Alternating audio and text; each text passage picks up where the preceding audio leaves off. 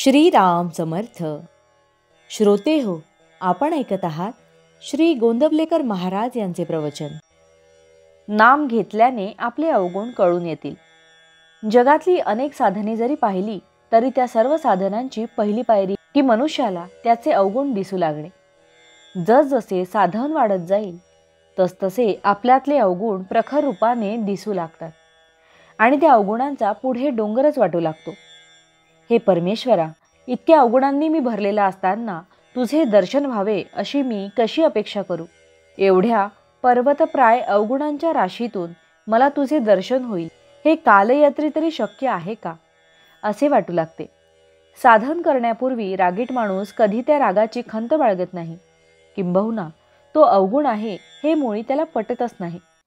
तो म्हणतो, व्यवहारात असा दरारा पाहिजेच, त्याशिवाय कसे चालेल? एक साधक मला म्हणाला की अलीकडे मला फार राग येऊ लागला आहे. वास्तविक तो राग आत्ताच येऊ लागला असे नसून पूर्वीपासूनच त्याच्याजवळ होता, परंतु साधन करू लागल्यापासून त्याला जाणीव होऊ लागली आहे किंवा क्रोध वाईट आहे हे त्याला आता कळू लागले आहे. इतकेच. एक लग्नाचा मुलगा होता. त्याने बऱ्याच मुली पाहिल्या, पण एकही त्याच्या मनास येईना. त्याचे आई वडील कंटाळून त्याला म्हणाले, तुला मुलगी पसंत पडू दे, मग आम्ही पुढचे काय ते ठरवू. ते काही मुलगी पाहायला बरोबर जात नसत. त्या मुलाची मोठी बहीण होती, तीच त्याच्याबरोबर जात असे. एका ठिकाणाहून मुलगी पाहून आल्यावर मोठ्या बहिणीने त्याला विचारले, कशी वाटली रे तुला? त्यावर तो म्हणाला, नाही बुवा आपल्याला पसंत. मोठी बहीण चाणाक्ष होती. तिने फक्त त्याच्या तोंडासमोर आरसा धरला आणि विचारले, या प्रतिबिंबापुढे कशी काय वाटते? तेव्हा स्वतःचे आणि मुलीचे रूप त्याच्या ध्यानी आले आणि तो म्हणाला, पुष्कळ बरी आहे.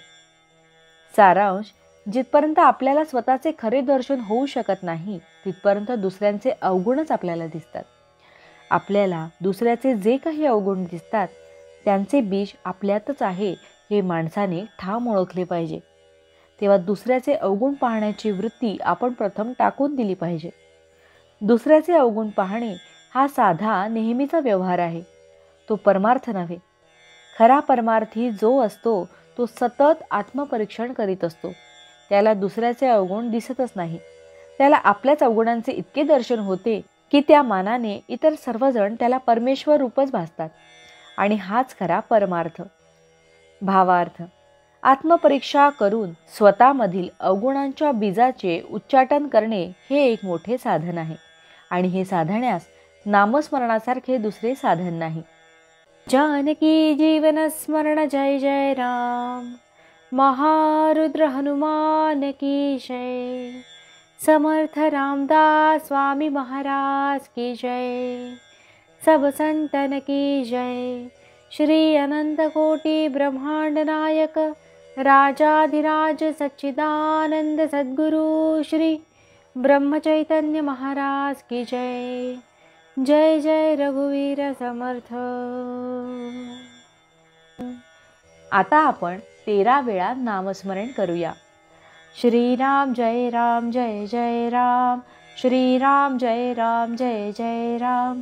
श्रीराम जय राम जय जय राम. श्रीराम जय राम जय जय राम. श्रीराम जय राम जय जय राम. श्रीराम जय राम जय जय राम.